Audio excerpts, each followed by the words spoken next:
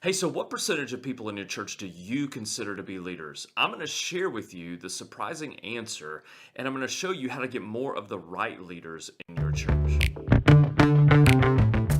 Hey, it's Matt from Pastors and Preachers. I hope you're doing well today. I want to talk about church leadership, and this is actually the first in a six-part series that we're creating to help you get more of the right kind of leaders in your church. And so, if you haven't subscribed to the channel already, go ahead and do that because week after week, we're just going to continue to have conversations that are going to help you succeed and thrive as a pastor, as a preacher. We want to help you live faithfully and lead fruitfully. That's why we're creating these videos for you.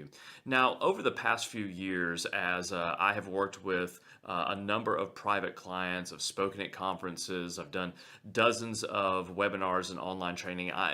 There's a question that I ask consistently to pastors and preachers, and that is, how many leaders do you have in your church? And there's obviously a fairly simple formula for this. It's like, how many people do you have in your church? And then how many of those people do you consider to be leaders? And you just do the math and you come up with a percentage. And what I find is that on average, regardless of the group of people that I'm with, that I usually hear a number of around 25%.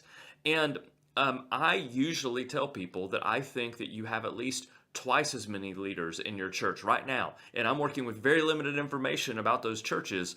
But here is what I've found, that we tend to think of leadership. We define leadership in a way that really minimizes the number of people who even can be leaders in our church. So here's what I want you to do below. I want you to go down to the comment section. I want you to just give me your definition of leadership. And that can be a phrase, that can be a word, that could be a sentence, that could be a paragraph. How do you define leadership? Because this is what I find is an absolutely critical first step. If you're going to get more of the right kind of leaders in your church, you have to be able to define what leadership is in the first place. Now, what I've found is that most church leaders define leadership based on a position. So a pastor is a leader, a staff person is a leader, a board member, an elder, a deacon, they're a leader. Or they define leadership by personality traits. This person's very inspiring or influential. This person is very, this person has a real driven personality. And what I find is that when you get right down to it, the defining mark of a leader is influence. And by influence, I don't even mean a type of personality. I mean the impact that somebody has. So here's what I mean by influence. When somebody leverages attention and they use that attention to be able to help one or more people reach a common goal, that's leadership. So I want you to think about this. I want you to think about, in your church building on the weekend, how many people have the attention of little kids in your nursery or your children's ministry. They're leveraging attention, kids paying attention to them to help them know how much Jesus loves them, right? That's an act of leadership. People who are parking cars, people who are singing in the choir, people who are playing in the band, people who are handing out bulletins, people who are running the audiovisual component of your Sunday gatherings. All of those are acts of leadership. You're leveraging attention to use your influence and the attention that you have in that moment to help people reach a common goal. So there are two things that definition of leadership does. When you think of leadership as influence and not a position or a personality, one, it increases the number of leaders that you have in your church right now. That's why I say you probably have twice as many leaders in your church right now as you think that you do.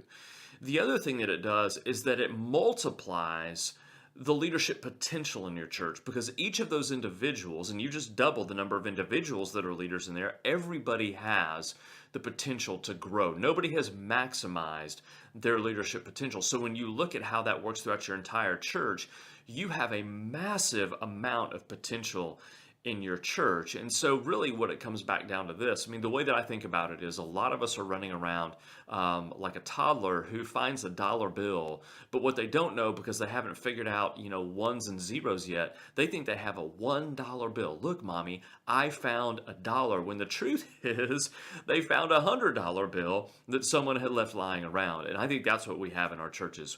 We think we have a $1 bill church, and the truth is, when it comes to our leadership potential, I think we actually actually have $100 bills. So I hope that's encouraging to you. And if you really want to figure out how many leaders you actually have in your church, then here's what I want you to do. I want you to go down into the video description, and we created something called Multiply. It's a 5-minute read that's going to help you determine how many leaders do I actually have in my church right now, and then what does it take for me to create a simple and sustainable system that allows me as a church leader, as a pastor, to have more of the right kind of leaders around me. It's a massive problem that every single church leader that I work with runs into, and so I want to help you solve that. So go down to the video description and grab that. And then look, if this video is helpful for you, then I'd love for you to do a couple things. One is make sure you like the video, and if you haven't subscribed yet, go ahead and do that. And then share it with at least one other church leader, maybe inside your church or somebody else in your city who might be helped by this, because I really believe that if you and I can work together and partner in this effort of trying to help pastors and preachers understand what it takes week after week to live faithfully and lead fruitfully, then not only are we going to be better individually, but the Church of Jesus Christ is going to be better all across the board. And that's why we create these videos, is because we want to help you. And when you and I partner together, then we get to help a lot of people. So I appreciate you, and would love for you to leave a comment below as well, and just let me know what was helpful about this video so that we can continue to create the content that you need to be able to thrive and succeed as a leader. So thanks again for your time, and then we'll see you on the next training video in the Pastors and Preachers Network.